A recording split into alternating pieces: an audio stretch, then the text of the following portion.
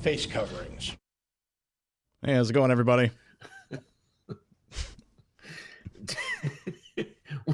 Uh-oh. Oh, no. Oh, boy. Okay. Oh, no. Oh, no. Get the water out. My. Oh, there we go. Another day on the Ben Joravsky Show. He loves that water. How's it going, live stream chat? What's happening? We are live. Your Ben Joravsky Show for Thursday, February 25th. Almost said January. Don't know why, but I almost said January. February 25th. It's just moments away. But before we do this, let's thank our sponsors. Sponsors like SEIU Healthcare, Illinois, Indiana. The Chicago Federation of Labor are sponsors, as well as the Chicago Reader. ChicagoReader.com. Subscribe for all things there is to know the city of Chicago. All things Ben Joravsky and his columns. All things Maya Dukmasova, her columns. So much on the Chicago Reader. Go check it out, ChicagoReader.com. And also become a Ben head. That's right.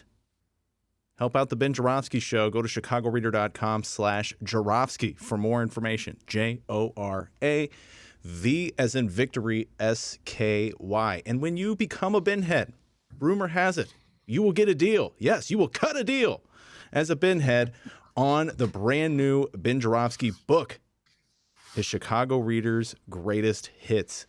People, still can't get over it. Over 4 decades. He's old, ladies and gentlemen. 4 decades of column writing. I'm 37 years old. You can check out 40 years of Ben Joravsky columns. My Lord. It's Ben Joravsky's Greatest Hits, ChicagoReader.com/Joravsky, J-O-R-A, V as in victory, S-K-Y, for more information. Thanks, Chicago Reader. Okay, you do have a song of the day, as always. Oh, boy. I think it's one of my least favorite artists. Like a Rolling Stone by Bob Dylan. Oh. Ooh. Oh, hey. One of my favorite songs by one of my favorite. Oh. Once upon a time, dressed so fine, through the bumps of time in your prime. Well, didn't you? Oh. I could go on and on, but I think you've heard enough, ladies and gentlemen. Well, I think for the first time ever, Ben Joravsky outdid the actual singer of the song. Way to go. That was really good. That may be better than Bob Dylan. Okay. You used to laugh about. All right, well, on second hand, the Ben Joravsky Show starts now.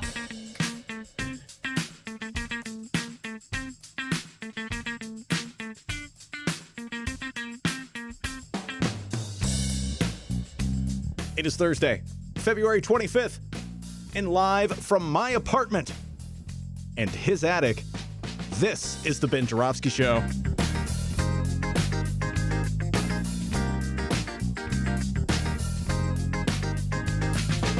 Today on the program, 33rd Ward Alderwoman, Rossana Rodriguez Sanchez.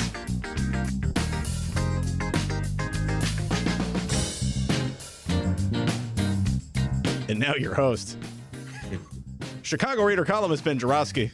Hello, everybody. Ben Joravsky here. We're calling this Gavin Go Thursday. And here's why. For the last few weeks, I've been following from afar as MAGA cultists in California make their big move to recall Governor Gavin Newsom, Democratic governor of the state of California. Now, I realize, by the way, that MAGA cultist is repetitious because anyone who's in MAGA has to be a cultist, else why would you dedicate yourself to a maniacal con man? Good question, MAGA. But that's not the question I'll be addressing today. No. Back to Gavin Newsom. He was elected governor in 2018, same year as our very own J.B. Pritzker. It's a 4-year term, so he's in office till 2023, with his re-election bid realistically kicking off sometime next year. But like I said, there's the recall movement. You can do that in California. It's a formidable task. You have to gather 12% of the vote from the last gubernatorial election, which roughly means about 1.5 million or so signatures. So far, the anti-Newsom crowd has claimed to have gathered 1.1 million, and they have until March 17th to complete their task.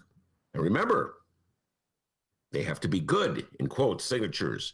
That is, signatures of real registered voters who actually live in California, who sign their name exactly the way it looks like on the voter card. I'm sure there's all kinds of rules and regulations governing ballot access in California, just as there is in Illinois. So before it's all over, Gavin Newsom will send in the election lawyers who go over each and every signature to try to kick it off the petition and kill the initiative before it reaches the ballot.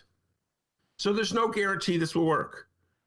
That means there's no guarantee it'll make the ballot. If it does, the matter will come before the voters and they'll be given a chance to boot them out and elect somebody else. And so now the question I face, and I don't duck and dodge, D. Oh, no ducking and dodging on the Ben Joravsky Show. The question I face is this. If I lived in California, would I sign that recall petition? It's kind of another version, when you think about it, D, of am I on the Madigan bus? Am I off the Madigan bus? And then I got confused by what being on the Madigan bus really meant, but by and large, you got to take a stand. So I've been pondering this, been thinking about this for the last couple of days. And on the one hand, it is a MAGA initiative, and I can't stand the MAGA movement. And as Demi as Newsom is, and he is a Dem, at least he's better than MAGA. On the other hand, there's a certain November 6th birthday party at a certain upscale restaurant in Napa Valley called the French Laundry. Folks, let me take you back in time to November 6th. It was the height of another COVID spike in California. And Gavin Newsom was calling for more restrictions, closing more businesses, shuttering more parks. Got to stay in, got to wear the masks, got to stay socially distanced, have to protect yourself. I'm the governor. I know. Do what I say. Wait, the French Laundry? I was waiting for you. A restaurant? You eat at a place with laundry in the name? You were like, isn't he going to say something about that? Ladies and gentlemen, you should know something. Whenever Dennis is in the Napa Valley, he goes there maybe 3 or 4 times a year. He goes to the French Laundry. And he brings his dirty underwear. And that's, where he... Wait a minute. I thought this was a laundromat. No, it's an upscale restaurant. Where do I get quarters? I was waiting for you to respond. Anyway, back to the all-important question before us. Would I sign that petition? So yes, in the middle of a COVID spike, Gavin Newsom went to the French Laundry. I'm not even sure why the French Laundry was open, since it was in the middle of a COVID spike. But, I'm not really up on the different codes in Cal. I have a hard enough time figuring out phase 1 in Illinois, phase 2. But somehow or other, the French Laundry was open. And Gavin Newsom had a rock and rolling good time with his cronies. And I will now read a CNN account of the night. I will read it in my radio voice, Steve. On November 6th, Newsom and his wife, Jennifer, attended a 50th birthday party for political... Oh, you're fired! Hit the bricks! Horrible stop set intro. Oh, my God. Can you... No wonder they fired this guy at CPT. Oh, come here, Ben. No. It wasn't the lefty politics. You couldn't get through that sentence. Oh, you mean it wasn't the TIF stories? No. Got to be able to get to a sentence like that. Try it again. On November 6th, Newsom and his wife, Jennifer, attended a 50th birthday party for political consultant Dr. D. That's not his real name, but I just wanted to say that. At the Uber exclusive French Uber exclusive. Come on, man. Uber. How did that get past the editor at CNN? Uber exclusive French Laundry restaurant in the heart of the state's Napa Valley. There were 2 of a dozen people at the event, which was held at an outdoor table in the courtyard of the restaurant. Anyway, Gavin Newsom went on TV and fessed up. First, he said, well, that county wasn't hit as hard as others, so it wasn't that big a deal that I was eating out. And then he said, it was an outdoor restaurant, even though it really wasn't. It was indoors. And then he said, well, we're all humans and everyone makes mistakes. And then he apologized. So at least he apologized. But still, man, it sucks. It's everything wrong with Dems. They're so tone deaf to how they're perceived by the rest of humanity. Rules for thee, not for me. Think Mayor Lori Lightfoot getting that haircut after she did those commercials saying, don't get a haircut. Think Alderman Tom Tunney opening his restaurant for Cinnamon Roll Speakeasy. So would I sign the petition? That's a drum roll. No, I would not. As much as I can't take hypocritical Dems, I view MAGA as even a greater threat. But man, oh man, Dems! Why can't you just once in your life live as you preach? We got a great show today, everybody. Alderwoman Rossana Rodriguez Sanchez, she will be here. She's not eating at any fancy French restaurants. Nobody wearing a mask. Everybody sitting on top of each other in the middle of a pandemic. Oh, no. She's taking strong stands on sometimes unpopular issues. Got a lot of respect for Rossana Rodriguez Sanchez. She's in the news today. We'll be talking about yesterday's city council meeting and what went down when Mayor Lightfoot, well, she dropped another F-bomb. Boom! We'll be talking about that, policing issues, budget issues, dealing with the mayor issues, all kinds of good conversation with one of my favorite Alderwoman Rossana Rodriguez Sanchez. But before we do that, the young man from Alton, the man that Gavin Newsom and Lori Lightfoot proudly call Dr. D with the news. What's going on, everybody? Boy, these governors, huh? I'm sure they're kind of missing Donald Trump right now, right? Are they ever? You notice with Trump gone, I'm not ripping up Democrats. I'm back to ripping Dems. Yeah, right. I ripped Dems for so many years, and then Trump was here. I go, oh my God. Cuomo, Newsom. But I still like Pritzker, D. I still like the guy. I don't know what it is. I like him. I'm not a perfect person. Well, he warned us. Hey guys, how's it going? Before we find out what's happening in Chicago and or Illinois this afternoon, what's so funny? Just thinking about it. I've spent so many years ripping Dems and then voting for them. Need my head examined. Let's picture Gavin Newsom. Oh, can we go back to making fun of Trump again, please? And Cuomo too. What about Trump?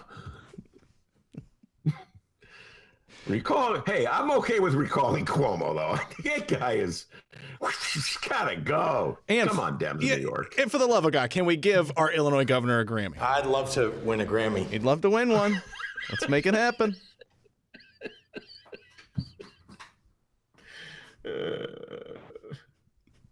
All right, everybody, let's find out what's happening in Chicago and or Illinois this afternoon. We begin in Chicago, and I know what you're thinking right now. You got to be fucking kidding me. No, I'm not. We begin in Chicago, and we begin... Did you just drop an F-bomb? You say that every time I do it. No, we're not... WBZ, if you're listening, I made him drop that F-bomb, okay? If you're listening, WTTW, I made him drop that F-bomb.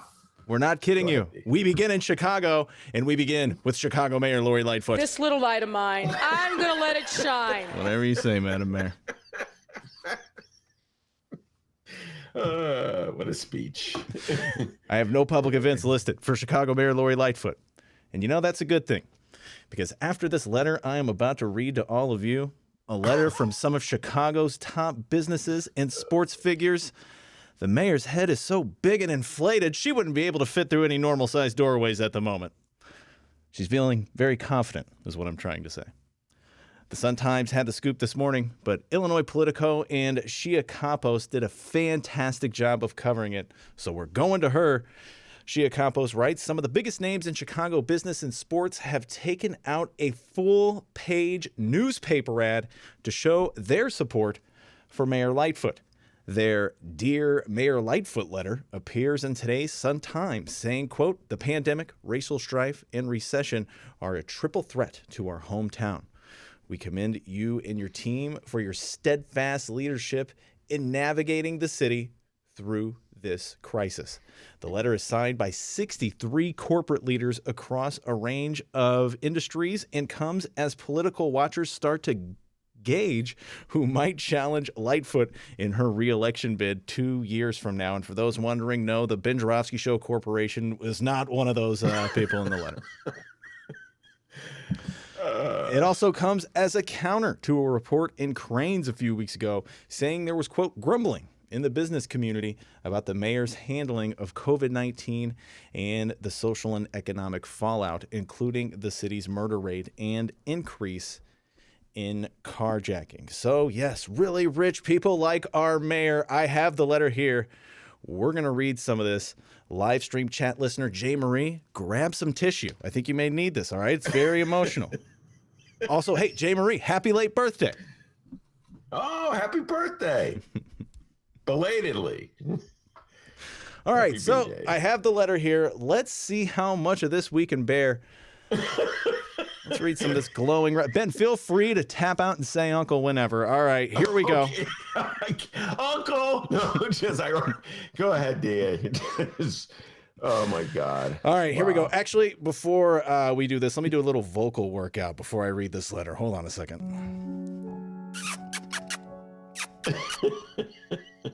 Okay, I think I'm ready. The letter says, Dear Mayor Lightfoot, today, Chicago, like cities across our nation, is at a crossroads. The pandemic, racial strife, and recession are a triple threat to our hometown. We commend you and your team for the steadfast leadership in navigating the city through this crisis. While the task ahead is daunting, Chicago has a unique opportunity to rebuild in a way that ensures we emerge stronger, fairer, and more resilient. Investing in our schools, healthcare system, and small businesses in key neighborhoods will not only lay a solid foundation for job growth, innovation, and economic expansion. It will also help address deep-rooted racial and socioeconomic inequities plaguing our community. This is an all-hands-on-deck moment. No one can rebuild our beloved city alone. Only when our political leaders, the business community, civic groups, religious organizations, nonprofits, and cultural institutions join forces with a shared vision and effort can we succeed. As you've said, we all need to work together to build the future we seek. Sorry, I can read. All right. We all need to work together to build the future we seek. So today, as business leaders responsible for employing thousands of Chicagoans, we're stepping up to stand with you in the Chicago Community Trust. We support together. We rise for an equitable and just recovery. The initiative you and your Dr. Helen Gale announced on October 18th to ensure an equitable and just recovery. Feel free to tap out and say through financial and in-kind of the... Okay. Oh, tapping out? Okay. I forgot. I was just sitting here. Oh, God. Oh, my God, D. What can I say? You know, I've been covering politics in this town, as Dennis said, for 40 years. And with the exception of that 4 years or 5 years when Harold Washington reigned, this was the typical kind of spiel you would get from the business community in Chicago regarding the mayor. And this, D, is why I get so... I can't even get a word out. When I think about what freaking frauds corporate Chicago is, when their initiatives about good government, you know, how they outraged it every now and then when some, like, Burke gets snared in some corruption case, or Madigan is linked to a corruption case, and we're outraged. The price of corruption in this town is so long. But year after year, they just suck up to the mayor. They sucked up to the mayor under Richard J. Daley, long before any of you were born, listeners. They sucked up to the mayor big time under baby Daley, Richard M. Daley. They ushered in Mayor Rahm and sucked up to him for every year. Just like this letter could be written to any mayor by corporate Chicago and civic Chicago. Look the other way at all the dumb things mayors do, sign on to their wasteful initiatives that don't benefit anybody in the city of Chicago, and then act like they're really concerned about rebuilding in an equitable way the city of Chicago. Folks, no one involved with this letter is into equity. This city is set up so that if you have clout, you get something for it.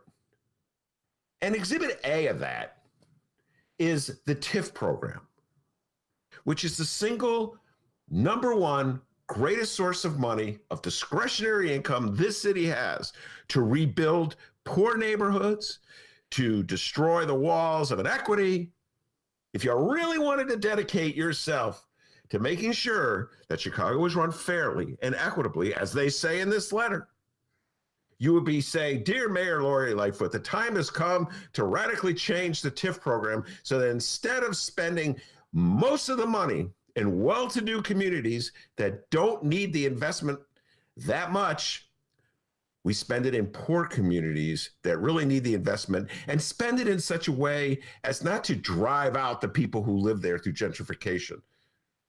But see, Chris Kennedy was right, ladies and gentlemen, 2 years ago when he ran for governor, and he said the whole purpose of these planning programs by Mayor Rahm, and well, he didn't mention Daley because even that was too radical for Chris Kennedy, but all the mayors, is to drive poor people out of Chicago, to fuel gentrification.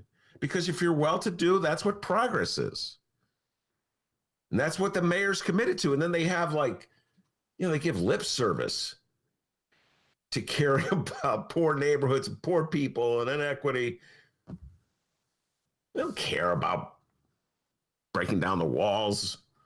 They don't care about being fair, more equal distribution.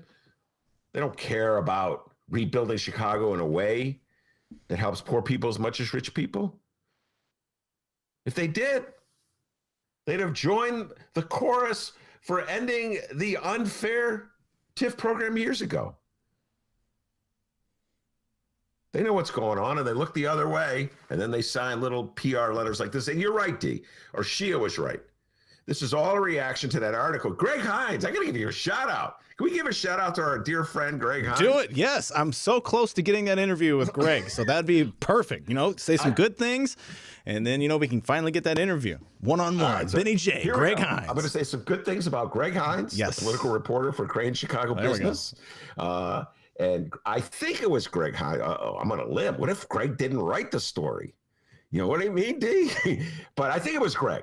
So, Greg, if you didn't actually write the story, I'll take back all the nice things I said about you. But he wrote this story about how corporate Chicago was a little dissatisfied with Mayor Lori Lightfoot. And they're talking about, I have to laugh when I think about this, talking about getting behind other candidates. I didn't actually read the story because there's that paywall at Crane's. God bless them, by the way. They got to make money too, D. Okay? They got the paywall now. So I'm like, do I want to give Crane's money? Well, I'm already giving the New York Times money. I'm already giving the Sun Times money. I'm already giving the Tribune money. You know what? Should I give Craig? Sorry, Greg. Nah, not doing it. So but people have told me about the article was about. So yeah, this is a response. I think Shia Kapos is absolutely correct. This is corporate Chicago's way of letting Mayor Lori Lightfoot know that we love you, Mayor Lori Lightfoot, just like we love Mayor Rahm, just like we love Richard M. Daley and Richard J. Daley. The names of corporate Chicago have changed, but really the policies of sucking up to the all-powerful mayor have not. That's how they do it. They make their deals with the mayor. The mayor makes sure they get taken care of. The mayor makes sure there's no progressive taxation in the city. The mayor makes sure that most of economic development dollars are spent in the wealthiest gentrifying neighborhoods. And everybody every now and then, usually on Martin Luther King's birthday, commits themselves to helping the poor. That's how it goes in the city of Chicago. And let me just make a correction here. There are no sports people on this list in terms of people who play sports. It's not like, oh, Michael Jordan's on this list, or, oh, Mitch Trubisky is on this list. No, the owners of the teams. Just throwing that out there. So it's if you own a team, it's not like you're a sportsman. I know it's a minor point, D. So the owner of the Bears.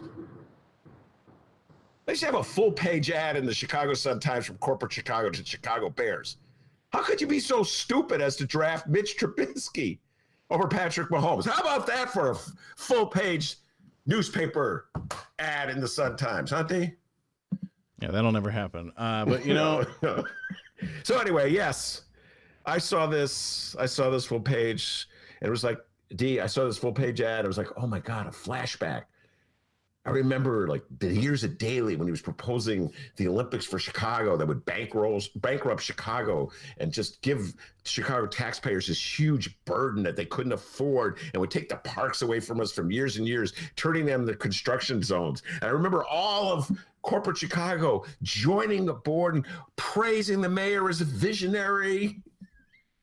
Oh my God. This is, by the way, folks, this is like what, after one of the most corrupt 4 years any mayor has had, those 2003 to 2007. This is after he looked the other way, Mayor Daley, when he was state's attorney, and John Burge. Oh, what a wonderful mayor. Oh, what a great city. Nothing changes, D. The names change. But these basic power relations remain the same. Excellent work. All right, we're gonna have more here on. I just gotta say, Ben, I know you said all that, but this letter's really good. Like, I'm starting to disagree with you here. We pledge to engage our employees, suppliers, and broader stakeholders across Chicago to join us to make a greater impact. We love Chicago. We're here to stay, and we are committed to contributing to the task at hand. Our future is very bright indeed. Let's rise. This little light of mine, I'm going to let it shine. Woo. Yeah, we're here to stay. But if you talk about like something like transaction tax, we're moving to Gary. Remember yesterday, Monroe? Yeah, you put a tax on them, they're all going to move to Gary. But no, Monroe, quick, let's call Monroe. They're here to stay, Monroe. You didn't read the letter to the editor. Monroe would be laughing. I'll tell you what. The only time I didn't see corporate Chicago rally around a mayor was in about 1989 when Sawyer was the mayor, Eugene Sawyer, in the aftermath of Harold Washington's death. And corporate Chicago was like, can we just get Richard M. Daley in there right now so we can continue the business of running Chicago? It's funny they didn't write a full-page letter like that for Eugene Sawyer. So, yeah, D. Beautiful letter, yeah, but you're right. It reads like poetry. Wonder who actually wrote the letter.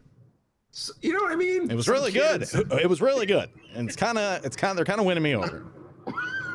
Just saying. I know it's not popular here on the program, but it's got to say. You know what? The thing is, Secret of Dennis is a big Lori Lightfoot. But they were hanging out together at Sue Sadlowski Carson's Labor Day picnic. Remember that? I got a picture of it if you forgot. Oh, yeah, no. It was right after you got her autograph. Yeah. Oh, hi, Lori Lightfoot. I really like you. I think, God, your campaign is just wonderful. Could you sign my autograph book? All right, with more on Chicago Mayor Lori Lightfoot, we go to our brand new voicemail. Ben, our voicemail segment is picking up steam. I'm pretty happy about this, all right? Yes, you can call the Ben Joravsky Show, 708-658-4788. That number again, 708-658-4788.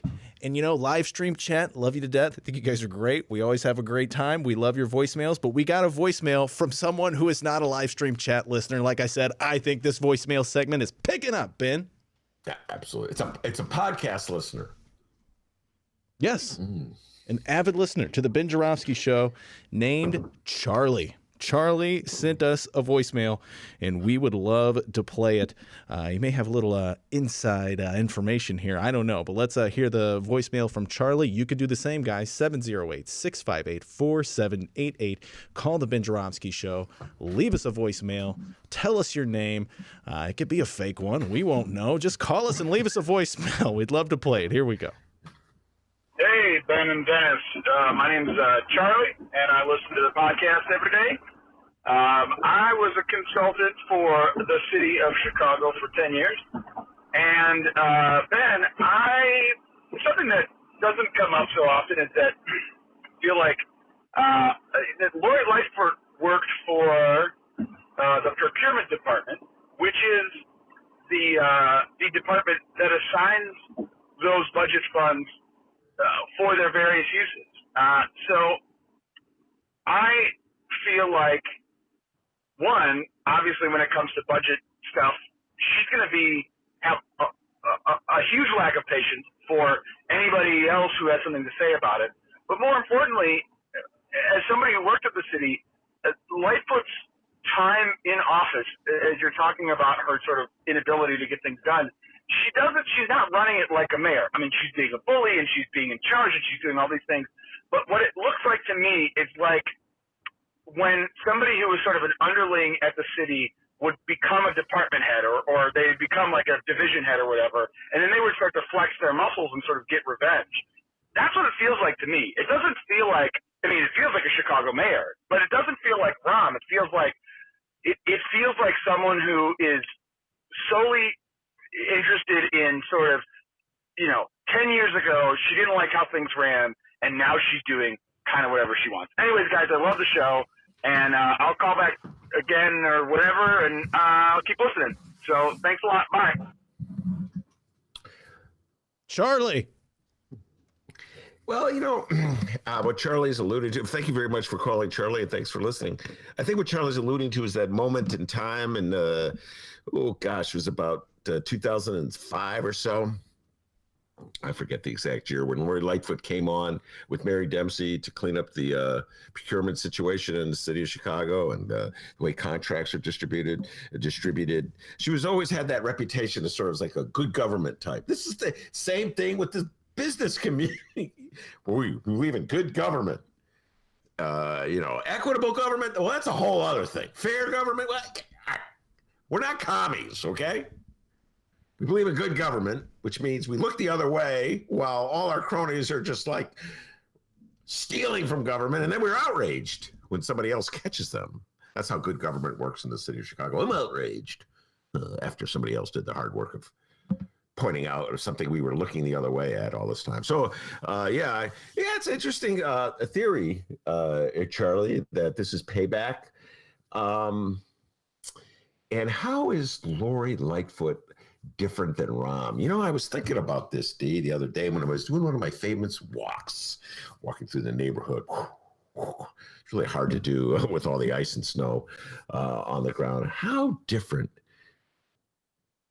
is Lori Lightfoot from Rahm? And right now, I'd have to say it's really, you can't make the real accurate comparison. And I'll tell you why. Lori Lightfoot was slammed by the pandemic and challenged in a way that Mayor Rahm never was.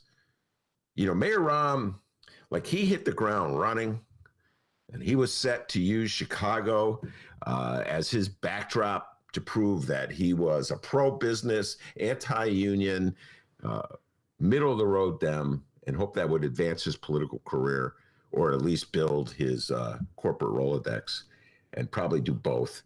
And so he never had to deal with the challenge of the budget restraints caused by pandemic, the challenge of businesses going out of business, restaurants shuttering. Like, a huge industry in Chicago is the restaurant business, the restaurant industry, excuse me. So he never had to deal with those kinds of challenges. So it's really hard to accurately and fairly compare Lori Lightfoot to Rahm, because she has been on the defensive really for the last year. Good God, it's been a full year. So no major initiatives, no groundbreaking development deals. You can't see like what she would do with all that power she has in terms of economic development, because let's face it, it's been frozen by the pandemic. So it's really hard to compare Lori Lightfoot with Rahm in terms of what she's done as mayor. In terms of temperament, as we'll get in with Rossana Rodriguez Sanchez, she's got a wicked temper. She was right up there with Mayor Daley, Richard M. Daley, in terms of just, quick silver temper. I feel as though the comparison to Rahm can't quite make it right now. Let's see what happens in the next year. Charlie, what great content you deliver to this program. People, be just like Charlie. Call the Ben Joravsky Show, 708-658-4788. Charlie, just to let you know, I know you're not on the live stream chat. Maybe you should join sometime. You'd be in good company. The live stream chat loved your call. All right. 708-658-4788. Call the Ben Jarofsky Show. We will play your voicemail. Oh, Ben, looks like we got another new voicemail. Let me check this. I want an answer. It's not something you ignore. I think you're 100% full of shit, is what I think. If you think No offense, fuck you. Oh, my God. Who are you to tell me I'm full of Break shit? it up. Holy cow. Just you go there and you. By the way, I got a text from Raylo. He got a kick out of that was Raymond Lopez, Alderman of the 15th Ward. He got a kick out of the little reference I made to him in this week's column. We'll bring him back to the show, D. I promise. So many guests, so little time. I'm doing the best I can to get everybody back. So we'll bring Raylo back. It'll be fun talking to him. Get the update. Just hearing that voice, that showdown, D. It's one of my favorite bits. One of my favorite all-time moments in the city of Chicago. Thinking about that, 40 years, D. And that's one of my favorites. Holy cow. Well, no offense. That may top it. Out of all 40 years, I think that could top it. All right, everybody. And hey, will Ray Lopez call us for our Ben Jarofsky Show Anniversary Day special? Well, you're going to have to tune in to find out. Yes, February 27th, the Ben Jarofsky Show podcast will be 2 years old. Happy anniversary, Ben. I'm sorry, I'm sobbing. It's Happy true. anniversary, D. And I've decided to put together a show, an anniversary day show. I guess I'll just take the time to explain this right now. Ben has no clue what the show is going to be. I've been reaching out to people, and what I'm going to do here. So typically, break the fourth wall. Ben books every single guest on this program. Isn't that correct, Ben? That is correct. I'm a booking machine. He books every single guest on this program, but for our anniversary special, the tables have turned. I have booked guests that Ben has no clue who they will be, all right? And they're going to call up randomly and join our Google meeting and tell us a happy anniversary, and Ben will shoot the bull with them a little bit. So it's going to be our anniversary show. It's going to be available on February 27th, our 2-year podcast anniversary. Check it out. I think it's going to be a lot of fun. Ben's going to have no clue who's going to be contacting us, and it'll be a surprise, a little surprise anniversary party. What do you say, Ben? I think it's a great idea. And the whole time Dennis was telling me about this, let's break the fourth wall again. All the walls are destroyed. Our infamous pre-show planning meetings. I'd be like, are you sure you want to do this? I mean, you don't really book guests. Do you even know how to book guests? And he'd be like, Ben. Well, that was insulting. That's exactly what I'm insulted. Okay. I was booking guests in radio school while you were scribbling those columns for the reader. So yeah, he's cooking something up, folks. I can smell it in the kitchen.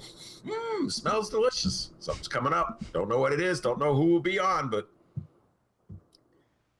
it smells delicious. It's the Ben Jarofsky Show 2-year anniversary show special. Who will be on? Tune in to find out. Available for download. ChicagoReader.com. Saturday, February 27th. Ooh. All right, everybody. Joining us in moments will be Alderwoman Rossana Rodriguez Sanchez of the 33rd Ward. She's going to be talking about what went down during yesterday's city council meeting. We talked about it at the end of Wednesday's program. For those who didn't catch it, well, let's catch you up before we talk with Rossana Rodriguez Sanchez here. The following comes from the Chicago Sun-Times and the one and only Fran the Woe Man Spielman. Mayor Lori Lightfoot on Wednesday got caught on a hot mic again at a city council meeting, this time using profanity. As Alderwoman Rossana Rodriguez Sanchez of the 33rd Ward wrapped her remarks on a resolution commemorating Black History Month, Lightfoot can clearly be heard muttering, and Mom, if you're listening, please hold your ears. You got to be fucking kidding me. Shortly after taking office, Patrick Murray, then second vice president of the Fraternal Order of Police, rose during the public comment session that precedes every city council meeting. Lightfoot was picked up by a live microphone telling her then corporation counsel Mark Flesner, that guy, remember the guy she told hit the bricks? But Lightfoot was picked up These by are the good days when they loved each other. She was telling Mark Flesner back again, quote, "This FOP clown." Afterwards, Lightfoot said she was, quote, "sorry that I had said that out loud." She did not apologize for what she said. This time around, Lightfoot got caught during a virtual city council meeting, and an audio of the mayor's profane remark was circulating on social media within minutes of the slip. Lightfoot wasted no time texting Sanchez to say the profane remark had nothing to do with what the alderman was saying.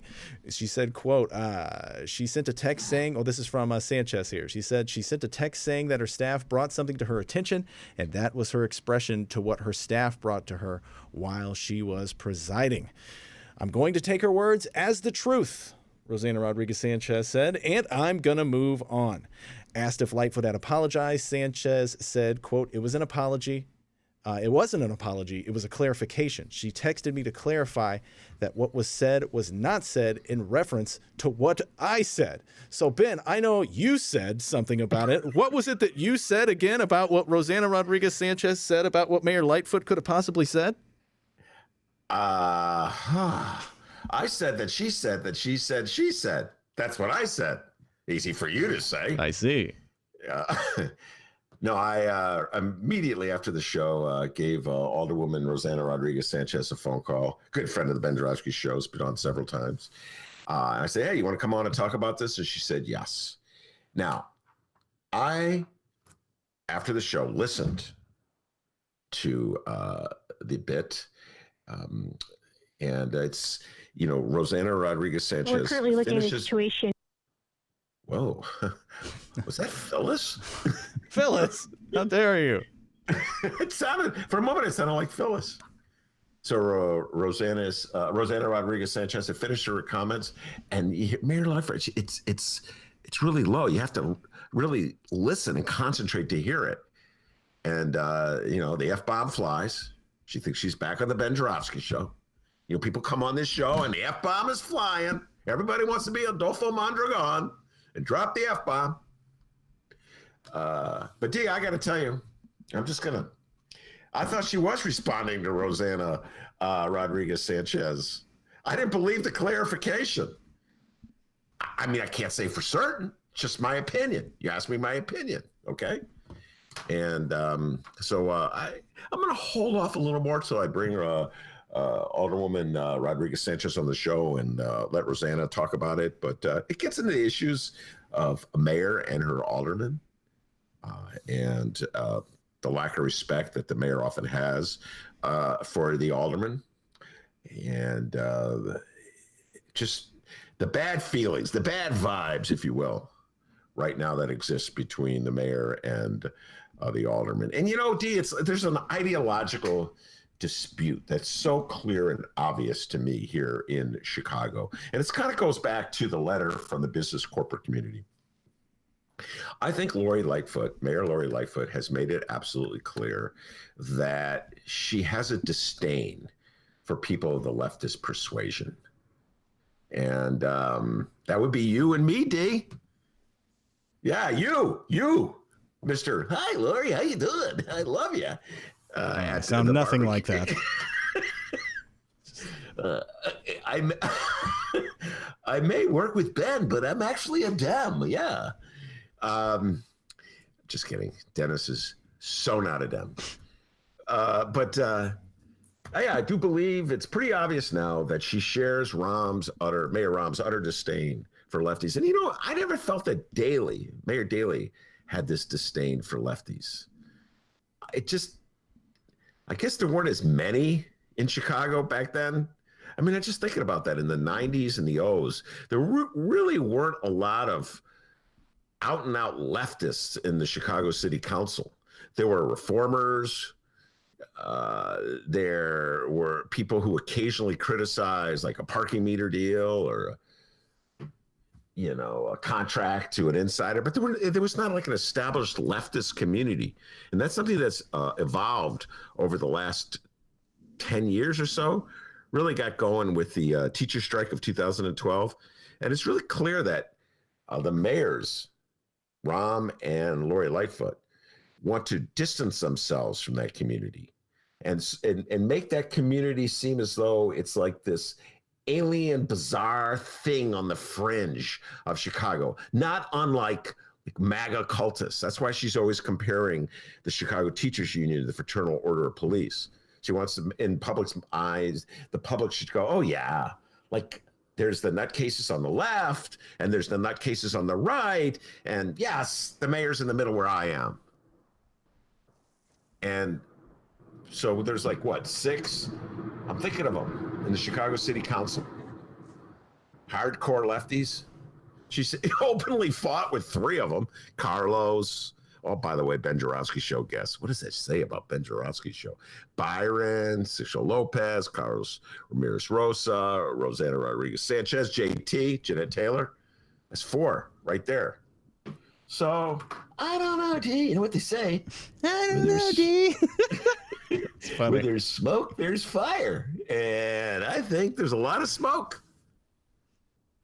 Not talking about reefer smoke. A lot of smoke coming on this one. I think the mayor's got a thing about lefties.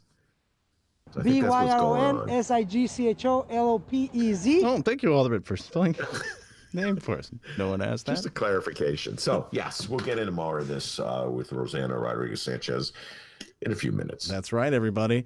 A special edition, an interview edition of everyone's favorite daily Chicago political soap opera. J. Marie, get the popcorn. A mayor and her alderman. A mayor and her alderman. You have to be a good neighbor. You have to be a good neighbor. Otherwise, I'm going to be up your butt every day. That's awkward. Yeah, now, just there you go. That would be Alderman Tom Tunney of the 44th Ward, who is very much not a lefty, very much, very, very much. He would say he's like a moderate, but I think he's heading over to Mitt Romney country. Actually, Mitt Romney is probably to the left of Tom Tunney and Lori Lightfoot these days. Of course, Tom Tunney was the one who operates Cinnamon Roll Speakeasy out of his restaurant on the north side of Chicago in the middle of the pandemic. He was opening the restaurant. If you had the right code, he'd let you in the back room and get you a cinnamon roll. And but he is the head of the zoning committee. He's one of Mayor Lori Lightfoot's chief allies in the city council. You never heard her telling him to beep off. You never hear her drop the F-bomb on him when he's done talking. Dennis, I'm telling you, she's got a thing about lefties. Doesn't like them. Doesn't want anything to do with them. I think the business community agrees with her in that. You know what they're kind of doing? They're just going to pretend like lefties don't exist. I don't see you. I don't hear you. Therefore, you are not here. That's kind of their attitude. And every now and then when someone like Byron Sisha Lopez or Rosanna Rodriguez Sanchez really speaks out so you can't ignore them, then they get mad. Oh, and that's why they really hate the Chicago Teachers Union. So you're saying don't count on Mayor Lightfoot being at a First Tuesday show at the Hideout when the pandemic's over? I don't think so. Okay. Oh, my God. No, those days are over, D. I think Lori Lightfoot would view our show bunch of loosey commie hippies. I'm the mayor of the city of Chicago. All right, let's end it out with some statewide news here. Our Illinois Governor, J.B. Pritzker, is a very busy boy this afternoon. Don't believe me? Okay, we believe you. Let's begin with phase 1. Never in my life. J.B. Pritzker was in Alsop, Illinois at 10 a.m. this morning to announce Rebuild Illinois' capital grants to help support economic development projects across the state. JB, please tell us more. By giving these initiatives the upfront and transformative funding boost that they need to move forward, we're spurring a chain of new public and private investments aligned with what the communities want to see. All right. Anything else?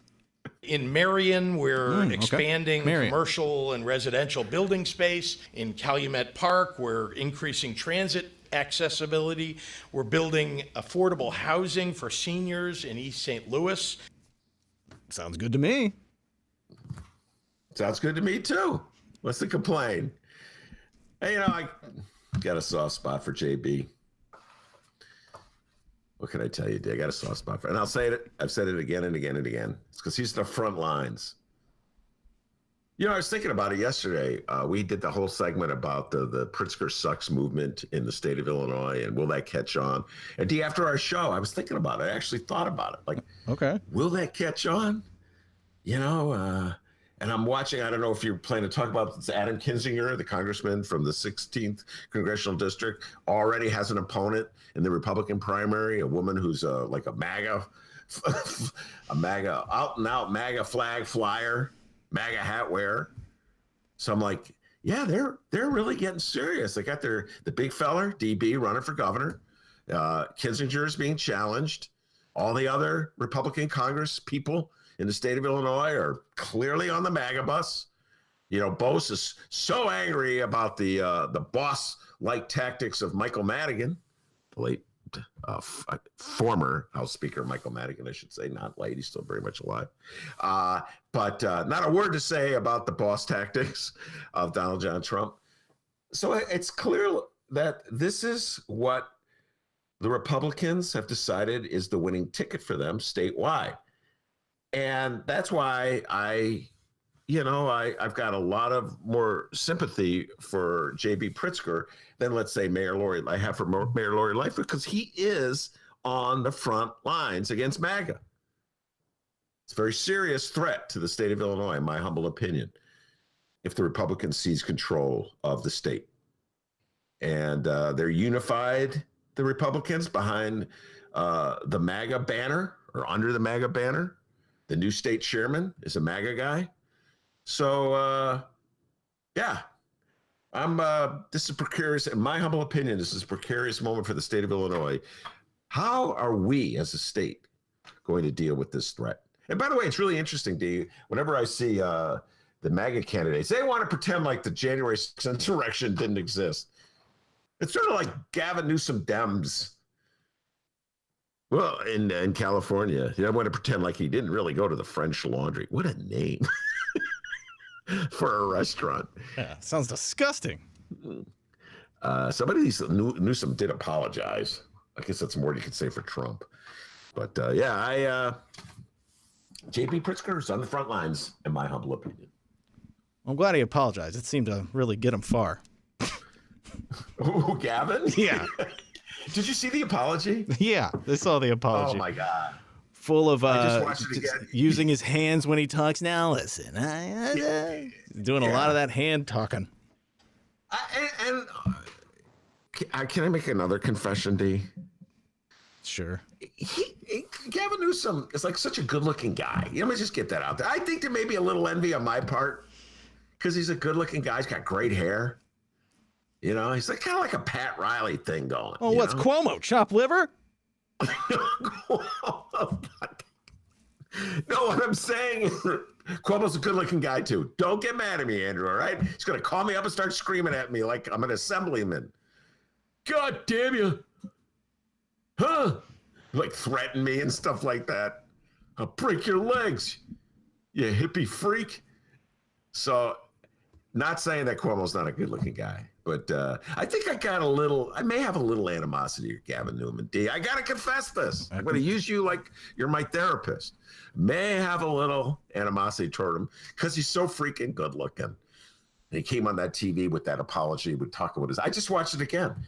Yeah. It like he drops these things on it while building to the apology. He's like, well, it was an outdoor restaurant. No, it wasn't. They had a window that opened. This is not making an outdoor restaurant. It's not like you're sitting in a cafe, and it was like a orange. I guess they have color-coded, COVID phases, right? We have phase 1, phase 2. Every day before the show. D, which one is phase 1 again? Is that the bad one or the good one? Doesn't make any sense. Yeah, and I'm like, dude, you could have used this conversation a year ago, dude. Trying to figure out the phases now? Wait, Dennis, hold on. Before I go on, I gotta act like I know this stuff. Because it just doesn't make sense. Why would you build 1, 2, 3, 4, 5? It would be another way. It'd be a countdown, wouldn't it? Ben, just focus, okay? It's my coworker, guys. So anyway, they have their own like orange and red and blue. And he goes, well, it was only an orange. dude, total hypocrite. Total hypocrite. Tom Tunney-like in your hypocrisy.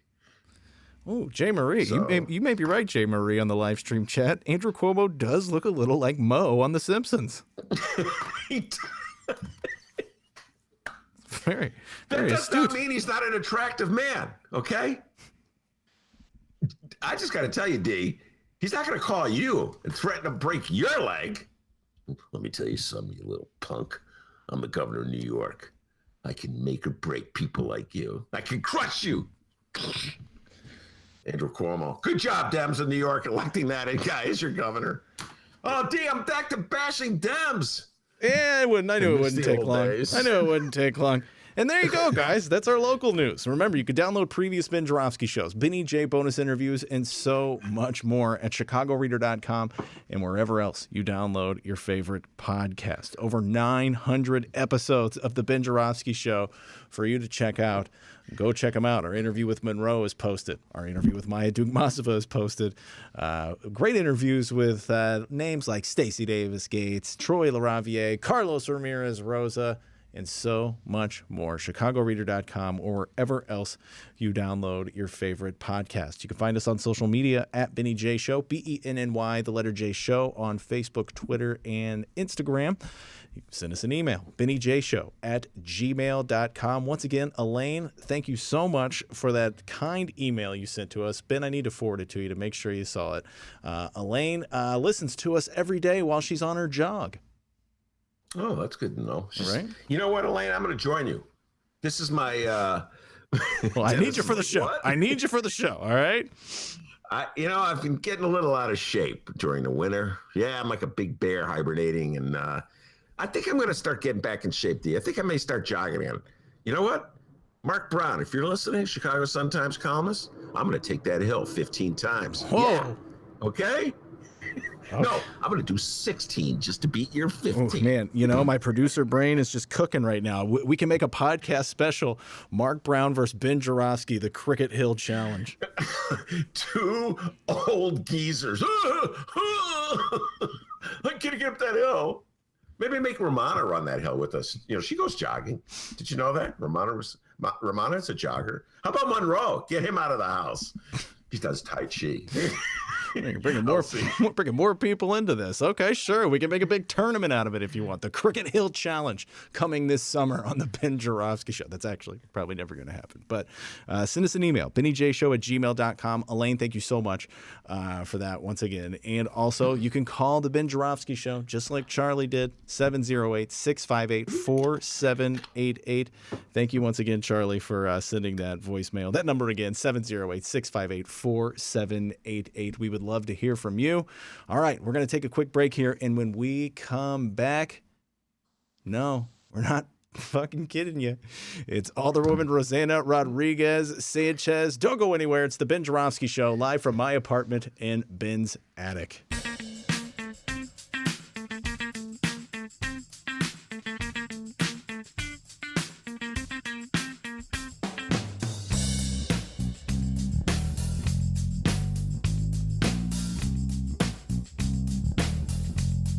Let's begin with phase one.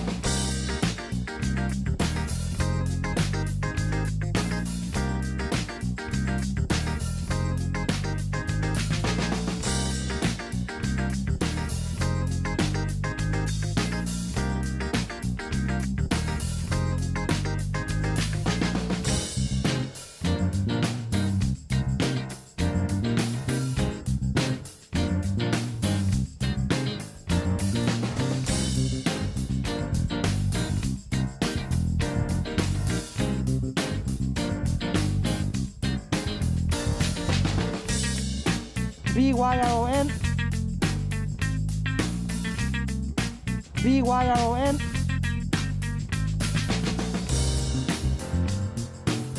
You have to be a good neighbor. BYRON. You have to be a good neighbor. BYRON SIGCHOLOPEZ.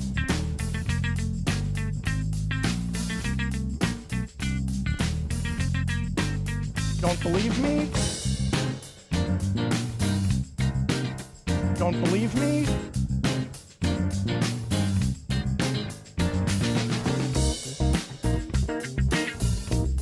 You have to be a good neighbor.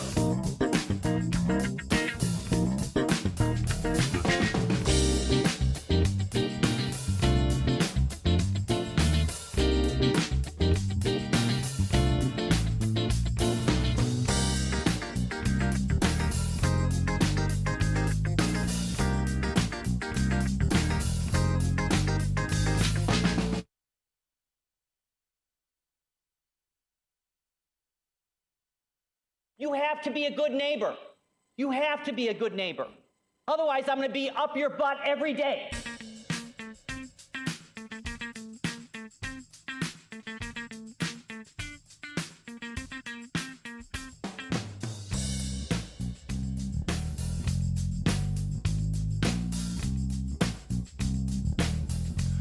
All right, hour number 2 of your Ben Joravsky Show is brought to you in part by SEIU Healthcare, Illinois, Indiana, the Chicago Federation of Labor, and the Chicago Reader. Benny J, take it away.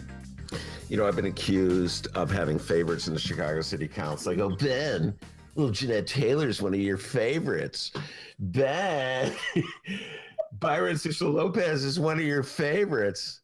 Carlos Ramirez Rosa. Yeah, well, right up there with all the rest of them. Alderwoman from the 33rd Ward. Dennis is Alderwoman, so you better sit up straight, Dennis, and act proper or she won't collect your garbage. Alderwoman Rossana Rodriguez Sanchez from the 33rd Ward. Welcome back to the show. Thank Rossana. you for having me. I'm so happy to see you both. Everybody knows I got a love for lefties, and I was just talking about this before you came on the show. I don't think Mayor Lightfoot shares my love for lefties. In fact, I'd go so far as she has a certain amount of disdain for lefties that she can barely contain from time to time. And that leads me to a discussion of what went down yesterday. We'll start with that, Rossana, and then we'll move on to some of the citywide issues having to do with funding and policing, et cetera, and so forth. All right. You were giving some remarks at the city council meeting, a virtual city council meeting, and I I really appreciated your remarks.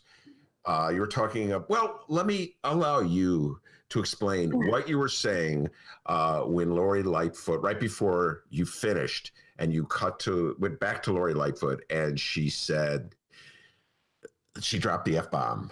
You got to be fucking kidding me. So go ahead. Talk about what you were saying, Rossana.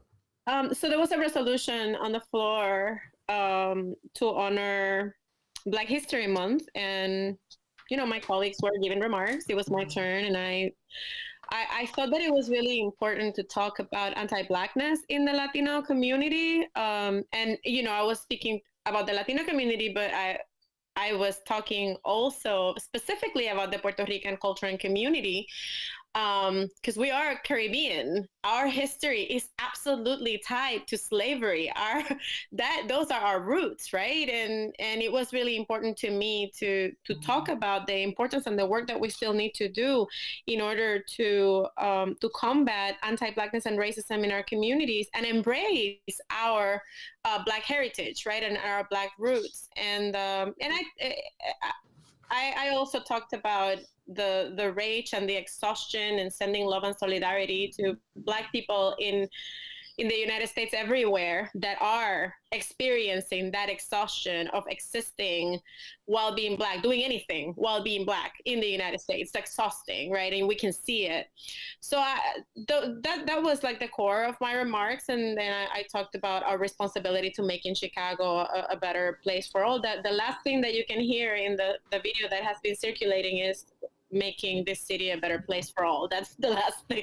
That's the last sentence. And I actually did not hear what the mayor said. I didn't hear it, but a bunch of my colleagues started texting me frantically, saying, "Did you hear that? Did you hear that?" And I did not know until I saw the tweet with the video. Well, what the mayor said was, and I've watched it now like 3 times.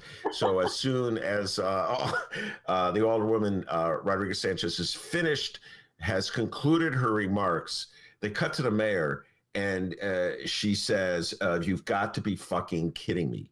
And my first reaction, Rossana, when I watched it, was that it was a cynical comment on what you had just said, because what you were talking about, it's like you were really telling people, you were calling for solidarity. You were like preaching love. It was like a Stevie Wonder song, you know? And I love Stevie Wonder songs. I'm a huge Stevie Wonder fan, but it's so idealistic. You know what I'm saying? And what you were saying was so true. It's like your Puerto Rican heritage is infused with influences from Africa. You know what I'm saying? It's just like, I thought it was a really beautiful remarks that you were making.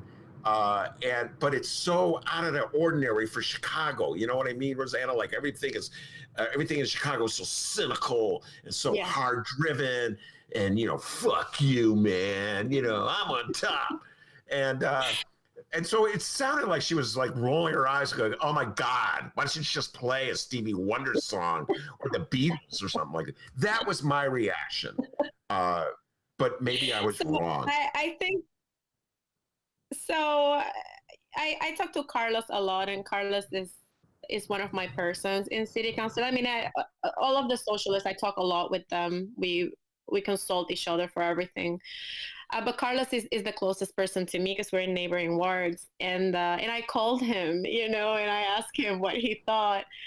And he didn't think that she was talking about me. And I looked at the video several times too, because I got worried, actually. I was like, did I say something that could be misunderstood, right? Did I say something that maybe did not come out as I intended it? But I didn't. So I decided, because there's no way that I can know what the mayor was responding to, I decided not to try to figure it out. She reached out and she texted me and she said that her reaction was not to what I said, but she has like people in the room with her while the meeting is going, and somebody said something and she reacted to what her staff said. And I left it there. She sent me a text clarifying, right? And I think the one thing that I'm going to say is that in that particular situation, when something started spreading like fire through social media, I think it is it's a good practice to offer an apology. Even if you know that you didn't do it on purpose, it is what is being perceived, right? So an apology is something that just demonstrates that you care about how you're perceived and how your behavior is perceived. And I didn't get that from the mayor at all. I got a clarification, right? Like this is what happened, and that's that. So that sort of brings me to a reflection about where we're at right now and the missed opportunities that we have in city council around being able to actually enact the progressive agenda, because Mayor Lightfoot came in as a progressive, and she has some of the most progressive people that have ever been elected to city council ever. We could do incredible things. We could be driving agendas inside of the Progressive Caucus to do amazing things. But we're not doing that. And the person that is blocking it is her. So the fact that it is impossible for her to be able to empathize and develop relationships of respect with her colleagues it makes me really sad, actually. I feel like we could be doing so much better right now. Well, let me just take a moment to draw a distinction between a clarification and an apology. A clarification almost makes it seem like the other person is at fault. Like you misunderstood me. I'm clarifying what I said because you misunderstood me. So it's like my fault. I gave this heartfelt speech about Black History Month and the need for Puerto Ricans to really reflect on the things they have in common with African Americans in this country, and it's my fault. Yes, Rossana, it's your fault. That's a clarification. I feel very familiar with. That feels like a very familiar cycle. There's a lot of gaslighting that has happened, and I'm gonna say this. I have never said this publicly, but I think it's an important conversation to be having. I am the only Latina in city council right now that actually speaks up. There's two of us. There's Silvana Tavares and there's me. But see, I never hear Silvana Tavares speaking in city council. She doesn't speak often, right? And for better or for worse, but I think that there's plenty of things to be talking about in this city right now, and a lot of work to be done in terms of pushing. So a lot of times I feel really alone, right? As a Latina woman in city council, and a lot of times I am treated in a very disrespectful way. And the first time that I met the mayor and the first time that I had a conversation with her alone, the mayor didn't know me. We've never talked before. And at the end of our conversation, she said, if you allow me to give you some feedback, and I have only been in office for, I don't know, like 2 months. And Mayor Lightfoot said, there is a perception that you do whatever Alderman Carlos Ramirez Rosa tells you to do. And this is the first time that I'm meeting the mayor. And as a woman of color, you should develop your own voice in politics. You should have your own voice. And I didn't even know like how to respond to that. To have somebody that you just met in a position of power, such as the mayor's position, telling you, I actually believe that you're a puppet.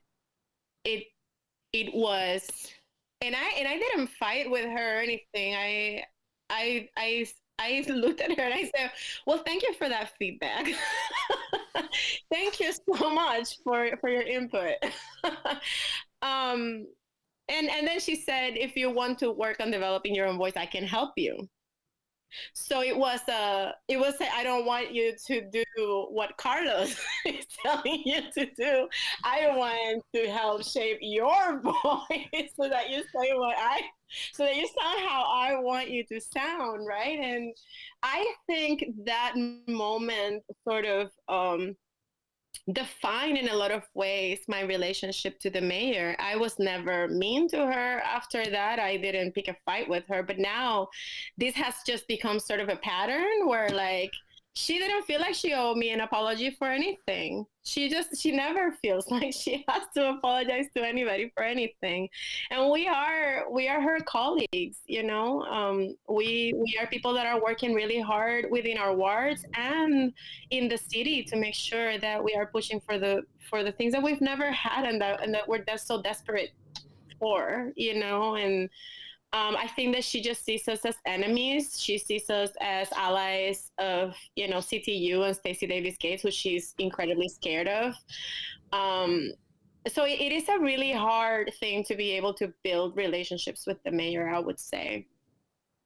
Well, you know what's interesting?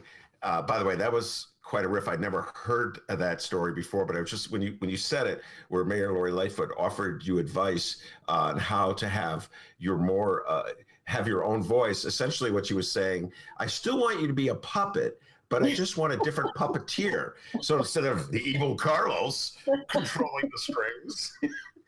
I've never said that anywhere. I've never said it out loud. But at this point, it just feels to me that existing in city council, in my position, I just don't. I think that these things just need to be said out loud and how people are actually operating, you know? Well, here's if I could broaden it beyond personalities. Okay, broaden it beyond whether Mayor Lori Lightfoot really dislikes Carlos Ramirez Rosa or dislikes Stacey Davis Gates or JT Jeanette Taylor. I do believe, and I said this already, I've said it many times, Rossana, I do believe that the mayor has a disdain for, I call them lefties. I don't know what else to call them. you know, just because progressive is such a enormous term now, it just includes everybody that's too embarrassed to call themselves a liberal for some reason. They don't want to call themselves liberals anymore, so they call themselves progressive. All right, fine. So lefties. And it's just, I remember when Michelle Harris was elevated to, Alderwoman Michelle Harris of the 8th Ward was elevated to be Mayor Lori Lightfoot's floor leader. And she did an interview with the Chicago Sun-Times. And I remember her saying, the socialists, she referred to them as socialists, meaning it was you, obviously, Carlos, and I don't know who else who else is a socialist in the city council. But the socialists have to realize that their proposals aren't going to pass. They're unrealistic. And I'm like, what? I thought we were a progressive city, and I can't think of anything a socialist, no matter what you call them, is proposing that's so outrageous and so far from what most people in Chicago would want. Do you know some examples of that is the welcoming city ordinance minus the carve-outs that we just actually passed, and Carlos was leading that for a very long time, and the mayor had to stand next to Carlos and say that out loud. He has been the champion of that. You know what is outrageous? I am trying to get Indigenous People Day for Chicago and eliminate Columbus Day. Those are like the really outrageous things that these socialists want to do in city council. I'm pushing for treatment, not trauma, which is a crisis response model that would send social workers and clinicians and EMTs to deal with mental health emergencies instead of police. Oh my God, that's outrageous. How are these socialists thinking that we're going to be passing those things? It's sad, is what it is. And we're not giving up. Of course, we're going to continue to push these agendas because this is where we think that the city should be going towards. But the fact that the mayor's floor leader is out there saying that we are somehow being unreasonable or something, we're the most reasonable people in city council. I mean that. I thought it reflected it's just sort of a general bias against the left. And now that leads me to the next issue, which I told you I was going to ask you about. There was a full page ad in today's Sun-Times. Dear Mayor Lori Lightfoot, from like forget 70 or so or 60 or so corporate leaders in the city of Chicago, very wealthy people in the city of Chicago, very powerful people in the business community, city of Chicago, corporate Chicago, letting everybody know that they support Mayor Lori Lightfoot and they embrace her call for a more equitable city, a fairer city. And I'm like, let me get this straight. On the one hand, you're going around saying how it's unrealistic for the socialists to expect us to change our ways in the city of Chicago. And the other hand, corporate Chicago is rallying around the mayor for more equitable distribution of funds. I definitely feel as though Rossana Rodriguez Sanchez, that the mayor wants to take your rhetoric, the rhetoric of the left, but they want to strip anything like stipulations, consequences for not following it. Agree or disagree with me? Go ahead.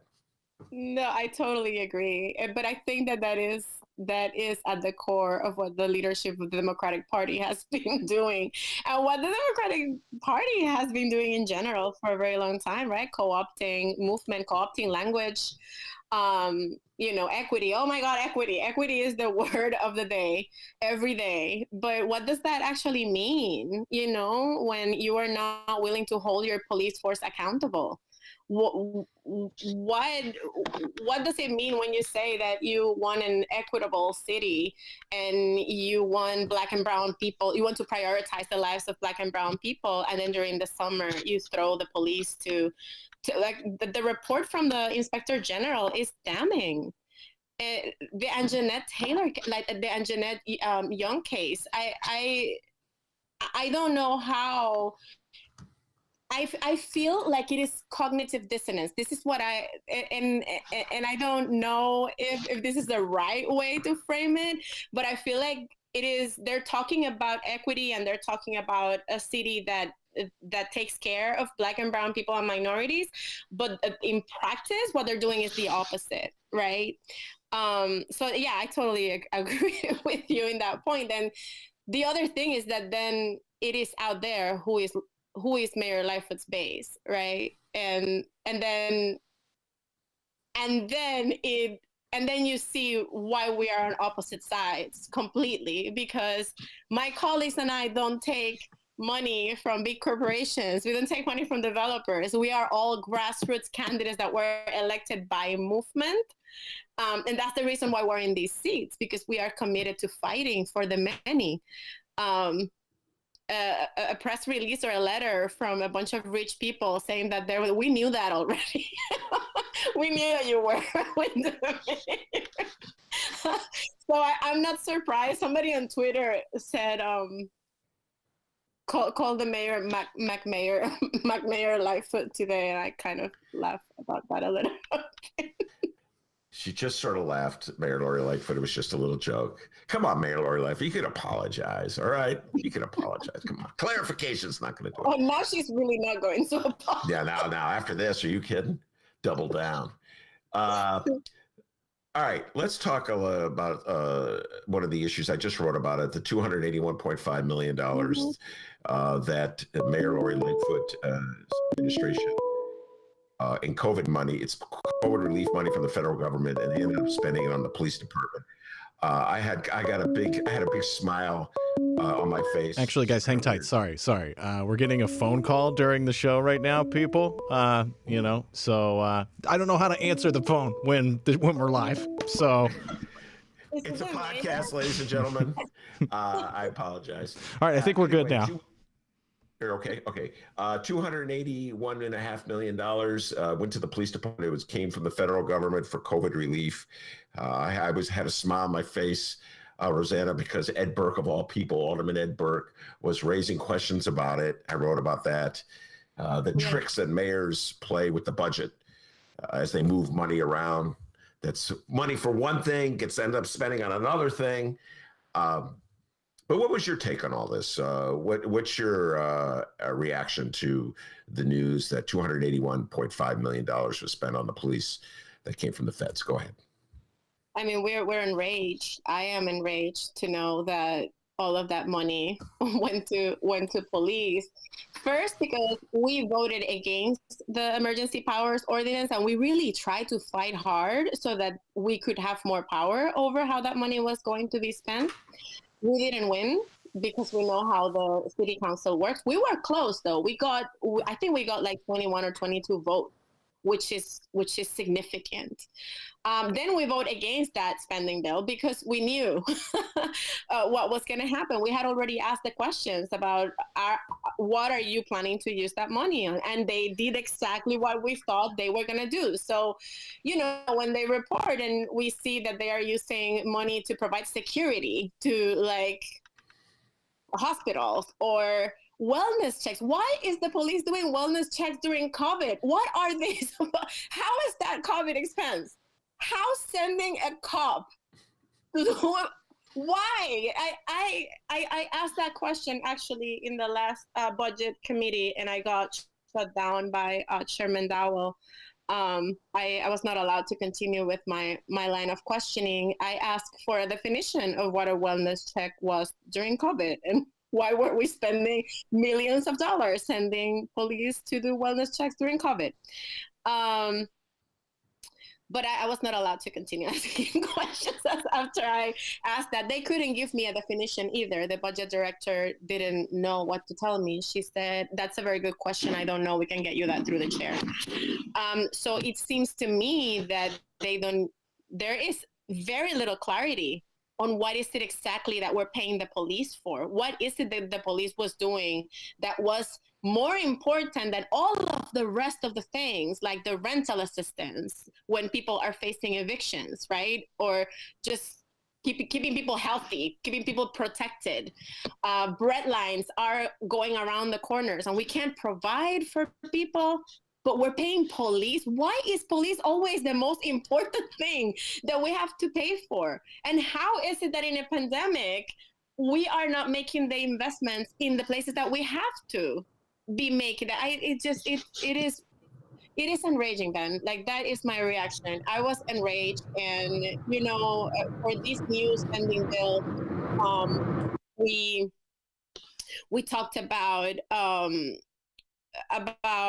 there's a really good deal in terms of rental assistance for people. So the housing portion of the spending bill is good, but then there's about $100 million that is not clear what it can be used. So it's pretty flexible, right? And we were really concerned that money then could again be used for policing. So, but we know that people are hurting, and we wanted to be able to pass at least the rental, at least the housing portion of it. So in yesterday's meeting, the socialists at least were set up to vote yes, and we wrote a letter to Mayor Lightfoot and the budget director to express our concern and let them know we do not want this money to go to police, and we want to keep a close eye on that. But these are very difficult decisions to make when you're trying to craft policy. You want to be able to take the good, but now we also know what it has meant to give them the possibility of just using the money however they see fit. Well, that's an old trick, as I was saying, Rossana, in Chicago politics with budgets and mayors and their budget. As I said yesterday, it was explained to me once many years ago by Mayor Daley, one of his budget directors, is that you just got to think of it as a giant pot of money, and the mayor controls it all. And it was in those days, it was a he, Mayor Daley, but now she's like, if she has to spend the money that's supposed to go for COVID relief on police because she's got that in her budget, she's going to do that. And Mayor Lori Lightfoot's reaction when people started criticizing for her was to say it's dumb. She said it was a dumb criticism to make, which kind of gets back to her, what we were talking about earlier, her inability to take criticism. But I don't think it's dumb to raise this question. If she wants to defend it, if she has a defense for it, which is essentially her defense is this, and I get your reaction to it. If I don't spend this money on the police, I'm going to have to raise your property taxes to pay this budget. So what's it going to be, Alderwoman Rodriguez Sanchez? Is it going to be you want a property tax hike, or are you willing just to look the other way while I take this federal COVID relief money and spend it on police? What's your response to that question? I think that the COVID relief money has to go to COVID relief, and the police does not provide relief from COVID. The other thing is that at this particular moment, people are demanding that there is reallocation of funding from the police to other things that are way more effective in terms of keeping people safe and protected. And she has also refused to do that. We want to just keep throwing money at police, even when we know that it has not been effective to keep people safe, to prevent shootings. So I think that she has not taken seriously the demand of spending way less money on policing. I was thinking the other day, we have over 13,000 police officers in the city of Chicago right now, and we have less than 500 employees in the Chicago Health Department. When you think about that, and then a pandemic comes, that's what's going to happen. You are going to have police taking care of things they should not be taking care of in the middle of a pandemic, while people are starving, while people cannot pay their rent and are facing evictions, where people are homeless. So COVID relief money should be to deal with COVID relief. Other cities are doing incredible things with that money. Housing the homeless, because they are at so much risk when a pandemic comes. They don't have the facilities to be able to be hygienic and take care of themselves. In this polar vortex, people were freezing out there. There was a mutual aid fund created to go and get people and put them in hotels. I did that work. I went to try to get people inside of hotel rooms. We opened our offices as warming centers because there was not enough that the city was doing. So that at the end of the day, is people paying the tax anyways because they have to be contributing to funds in order to be able to keep people safe. So you're telling people, this is a lot. Yeah. Yeah. All right, we'll close with this.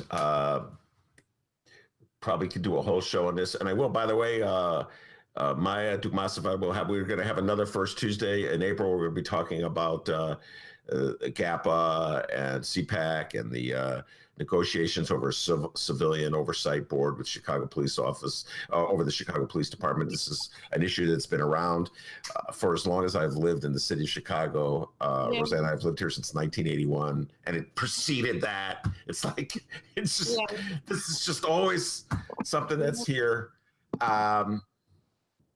Yes, somehow or other, neither one of the ordinances that these two groups have produced are good enough for the Lightfoot administration. So now we're waiting for her to come up with her own ordinances. Do I have it correct as to where we are right now with this? Go ahead. So as we speak, GAP and CPAC are actually meeting, and they're trying to come to an agreement of a joint ordinance, right? A new ordinance that both groups would agree on. We were supposed to have a hearing on CPAC and GAPA before this last city council meeting, and it had been scheduled. And Chairman Chris Taliaferro canceled the meeting at the last minute at the request of the mayor because she wants to introduce her own thing. And this is one of these gigantic issues in city council, right? How committee chairmen just do whatever the mayor wants and dismiss all the work and all the energy that is spent by colleagues, by communities, by grassroots groups in creating actual legislation for the city, right? That is transformative and that is going to have an impact. And I am really looking forward to the moment when we are able to change that, because the culture of fear that there is in city council from the chairmen and chair people towards the mayor, you are responsible for that committee. And particularly for chairmen that are part of the Progressive Caucus. You are supposed to be a progressive force in the city. You have a chairmanship. You should be discussing this. No excuses. If the mayor wants to introduce something, then let her introduce something. But it is your responsibility to allow us to have the democratic process and have the discussion on the floor. And you're not doing that. Out of what? Respect for the executive. So where is the respect for the people who have spent years making sure that there are measures in place that can actually help with reforming the horrible police that we have in Chicago, like with CPAC and GAPA. And, you know, they are working together. They are really trying to get to an agreement. And I really hope that we can hear that in committee very soon. But Taliaferro has, you know, caved to the mayor, and apparently she has at least a month to introduce whatever it is that she wants to see. So I really hope that this is not a lost opportunity, but I know that she's going to come with something a lot weaker, and that's what that's likely what we're going to end up voting on. And again, that's very sad. Yeah. But we keep going. Right. Don't give up. All right, Rossana, don't give up. Okay. You've been, let's see, how long have you been alderman now? 2 years? Almost 2 years it's been? It feels like 25. Do you have any regrets for having done this? Oh my God, don't ask me that. I know. I this is very hard to do this as a grassroots candidate, to do this as a grassroots elected. It is really, really hard. And I I feel good that I have people in city council that I can lean on. I don't know how Carlos did this on his own for 4 years. I tell him almost every day. I feel like it's saying Carlos Ramirez because I don't know how you navigate the dysfunctionality of city council on your own without support. But I have a really incredible posse, you know, Byron, Jeanette, Daniel, Carlos. These people are incredible. And we also collaborate with other amazing people like Matt Martin, Maria, Andre. Like, we all work together, and that makes it a lot easier. But also the people at the grassroots level, the movements are with us. And we can lean and we can co-govern, and that makes it all worth it. So I don't regret it. It is hard, and it is hard every day, but you also learn a lot every day, and it becomes a little bit easier to navigate. I'm also really grateful for people in government that are helping guide us. You know, like, I lean a lot on the Inspector General, for example. I ask a lot of questions all the time, you know, to make sure that we're getting the right information and that we have the tools to be able to move forward. So I don't regret it, Ben. All right, very good. That's as good a spot as ever to end the interview a little bit on a high note. I was worried that we were losing you. And let me just point out, Rossana defeated Deb Mel and the Mel machine. So everybody in town talks about machines. You know, that's I beat the machine. I'm against the machine. It's funny. All these people that signed this letter to Mayor Lori Lightfoot, they were big time supporters of the machine. I just want to point that out. Maybe not literally the individual signatories, but corporate Chicago, big time supporter of the machine. Well, I'm talking to a woman here who beat the machine, the real machine. So keep the faith. Rossana, don't get down. It is tough, I can tell you that. But you know, you're fighting a good fight. So thanks We're enough. gonna Thank you win, for this. we're gonna win. You hear that, ladies and gentlemen? For once, I'm going to win. All right, that's a good spot to finish it. You take care, Rossana. Stay safe and sound, all right? Thank you, Ben. Bye, Dennis. Take care. That's the great Rossana Rodriguez Sanchez, Alderwoman of the 33rd Ward. My Alderwoman. That's your Alderwoman. That's correct. That's correct. Who knows? I may see her at Starbucks or something one day. I don't really go into Starbucks anymore since the pandemic. Yeah, I don't think she does either. Probably, you might see her at that place on Lawrence. We're going to go there one day, get those chicken wings since the pandemic's over. Yeah, I got to remember the name of that place to plug them, but it's on Lawrence and Spalding. Fantastic chicken wings. But hey, that was cool. A little side edition there of everyone's favorite Chicago daily political soap opera, A Mayor and Her Alderman. A mayor and her alderman. You have to be a good neighbor. You have to be a good neighbor. Otherwise, I'm going to be up your butt every day. Oh, Tunny. We're going to go ahead and we're going to put a cap on it right there. We're going to put I want a cinnamon roll after today's show after hearing that. But we're going to put a cap on it right there. It was a great interview with Rossana Rodriguez Sanchez. If you missed some of that, don't worry. We're going to throw that up, and it'll be available by 7 p.m. tonight at chicagoreader.com or wherever else you download podcasts. Remember, you can download previous Ben Joravsky shows and so much more at that same website, all right? Send us an email, bennyjshow@gmail.com, and you can call us 708-658-4788. The number again, 708-658-4788.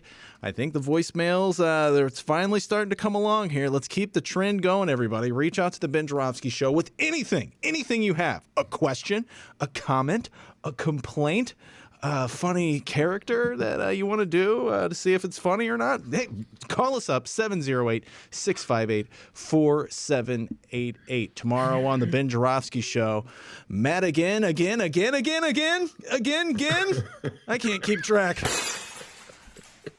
We're going to be talking about that and so much more, everybody. We hope you'll join us 1 until 3 p.m. Central Time. Chicago Reader YouTube channel for all you downloaders, all right? Join us live sometime. Check the show out, 1 until 3 p.m. Central Time, or sometimes 2:45. Chicago Reader YouTube channel. Go check it out. The Ben Joravsky Show. Thanks again, everybody. All right, very good. I want to thank Rossana Rodriguez Sanchez, outstanding job, Alderwoman of the 33rd Ward. And of course, the man, the myth, the legend, the pride or joy of Alden, Illinois, without whom the show would be possible, is the one thing that Mayor Lori Lightfoot and Alderwoman Rodriguez Sanchez agree on is that back home in Alton, they call him White Lightning. Give yourself a raise, take it out of petty cash. See you tomorrow, everybody. Don't believe me? Well, consider these facts.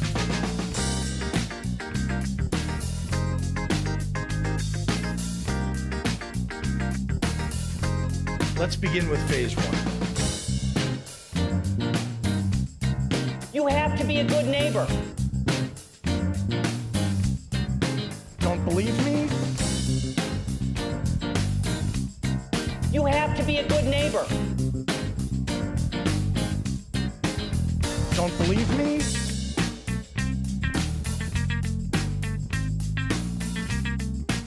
BYON. Don't believe me?